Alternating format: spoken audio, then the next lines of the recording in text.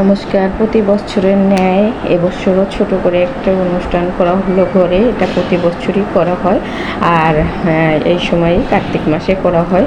তো ছোট করে এবার করা হলো। তো এই ঘরে কীর্তন চলতেছে। আমি এই কয়দিনে ব্যস্ততা এবং একটু শরীর ভালো ছিল না, তাই এডিট করতে পারিনি। তো ভিডিওটা আজকেই তোমাদের সাথে শেয়ার করতেছি যে কি করা হলো ঘরে। এই যে দেখতে পাচ্ছ সব কিছু কোটা হয়ে গেছে, বিভিন্ন আইটেমের তরকারি। এখানে অনেক আইটেমের তরকারি ছিল, প্রতি বছর আরও অনেক আইটেম হয়। এই যে রান্নাবান্নাও হয়ে গেছে, ঢেকে রাখলাম। তো দেখা যায় যে প্রতি বছর যত আইটেম হয় তার চেয়ে অনেক কম হয়েছে।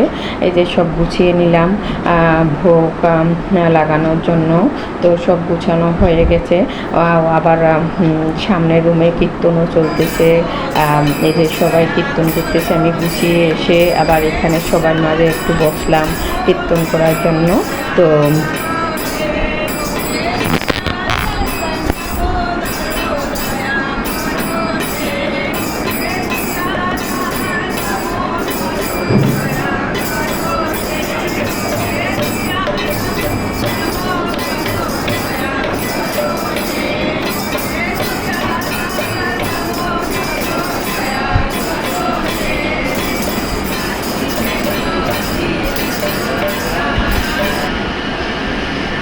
এখানে কীর্তন শেষে ভোগও এখানে হয়ে গেছে।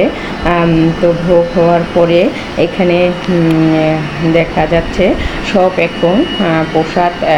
আমাদের তো প্রসাদ একটু ভোগের প্রসাদ সবাইকে হাতে মাখা প্রসাদ দেয়। তো চামচ দিয়ে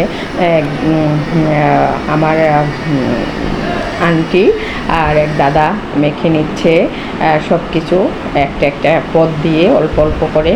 তো মেখে নিচ্ছে এখানে দেখা যাচ্ছে। আর এই ভোগের অনুষ্ঠানটা আমার না করতে পারলে ভালো লাগে না। শরীর একেবারেই খারাপ ছিল, সাহস করিনি করব করে। তারপরও মনে বাঁচতেছে প্রতি বছর করা হয়, এবছর যদি না করি তাহলে যদি আবার আমার কোনো অমঙ্গল হয়, সেজন্য আর কি করা। আর ওর বাবা যেহেতু আমাকে অনেক সাহস দিয়েছে, সেও অনেক কাজ করছে। 2 দিন পর্যন্ত আমার কাজ করে গায়ে একবারে জ্বর উঠে গেছে, মানে অসম্ভব শরীর খারাপ ছিল। তারপরও বাধ্যতামূলক মানে যেটা নিয়ম প্রতি বছরে করতে হয়।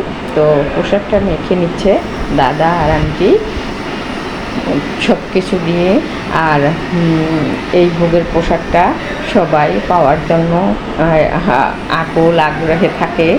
আর একটা কথা হলো যে কোলাহল বা অনুষ্ঠানের মধ্যে কিন্তু ভগবানকে ওরকম করে আনন্দ করা যায়, নীরবে নিভৃতে ডাকা যায় না। তারপর অনুষ্ঠানটা করে নিলাম যে সবাইকে খেতে দিচ্ছে। সবাই বসে গেছে, এখনও অনেকে বাকি আছে। তো কিছু কিছু যারা আসছে, যতজন রুমের মধ্যে বসতে পারছে তাদেরকে বসাই দিল।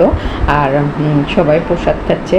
আর শরীরের কষ্ট যাই হোক না কেন, এরকম একটা অনুষ্ঠান করতে পারলে আর সবাইকে প্রসাদ খাওয়াতে পারলে সেটা একটা অন্যরকম আনন্দ।